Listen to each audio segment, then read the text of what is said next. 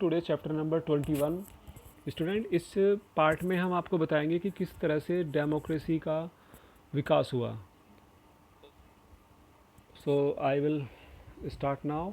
Democracy was prevalent during ancient Greek civilisation. प्राचीन काल से ही जो एंशियंट ग्रीक था वहाँ से ही जो है ये डेमोक्रेसी प्रचलित थी। 2500 ईयर्स एगो, मतलब 2500 ईयर्स एगो से ये प्रचलित थी democracy. The pattern has been changing from the past. इसके बाद ये जो पैटर्न था इसमें कुछ चेंज हो आ गया डेमोक्रेसी में। Hence it is the essential to reconstruct the stage. और इसने दोबारा कुछ चीज़ों का निर्माण हुआ and learn the meaning of the transformed stage during ancient times. प्राचीन काल में क्या हुआ student? The state in Greek, जो ग्रीक के जो राज्य थे वर स्मॉल, वो छोटे थे। The people use to gather at one palace. लोग एक स्थान पर इकट्ठे होते थे। टू मेक लॉज, और कानून बनाते थे।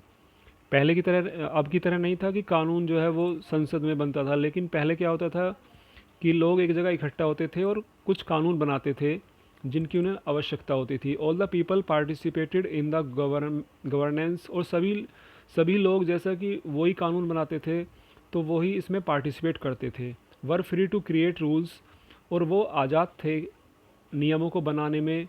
एंड मेक लॉज, और कानून को बनाने में, क्योंकि कानून नियम वगैरह सब ये लोग ही बनाते थे। This type of democracy was called direct democracy. इस तरह की डेमोक्रेसी को डायरेक्ट डेमोक्रेसी कहा जाता है। Okay student, thank you and have a nice day.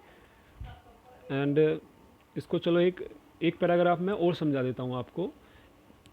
In the Roman civilisation there was a combination of monarchical democracy. इसमें क्या है कि जो रोमन सिविलाइजेशन है उसमें अब हम समझेंगे मोनार्किकल डेमोक्रेसी के बारे में, जिसको एस्टोक्रेसी कहते हैं। ड्यूरिंग दिस पीरियड, इस पीरियड में क्या होता था कि political and economic system, political और इकोनॉमिक सिस्टम को फेडरलिज्म कहा जाता था। Was practised with the three factors. इसके 3 फैक्टर होते थे।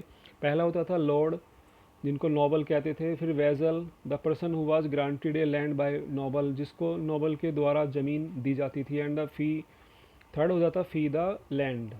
The relation between these factor was the basis of federalism. इनका आपस में रिलेशन फेडरलिज्म के अकॉर्डिंग होता था, फेडरलिज्म के रूल्स के according. When federalism came into and, और फेडरलिज्म को हम समझेंगे स्टूडेंट एक डायग्राम के थ्रू। जैसा कि डायग्राम आपके सामने है, कि जो इसमें आपको डायग्राम में दिखाई दे रहा है कि जो किंग है वो बैरन्स को ज़मीन देता था।